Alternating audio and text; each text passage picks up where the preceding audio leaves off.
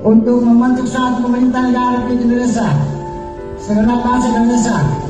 dan seluruh tumpah Indonesia untuk memajukan kesejahteraan umum, mencerdaskan kehidupan bangsa,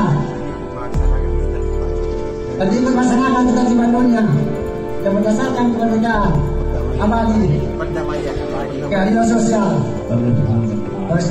dan keadilan sosial dari seluruh Indonesia. Salah satu undang-undang dasar negara Indonesia yang terbentuk dalam suatu negara Indonesia yang berkelakang rakyat yang berdasar kepada ketuhanan untuk membentuk suatu pemerintah negara Republik Indonesia, segenap bangsa Indonesia dan seluruh tumpah Indonesia untuk memajukan kesejahteraan umum,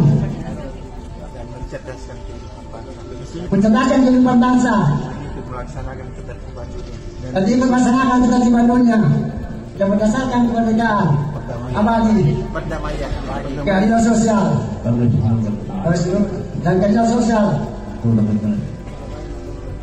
dari seluruh Indonesia. Salah satu undang-undang dasar negara Indonesia yang terbentuk dalam suatu negara Indonesia yang berkelakang rakyat yang berdasar kepada ketuhanan.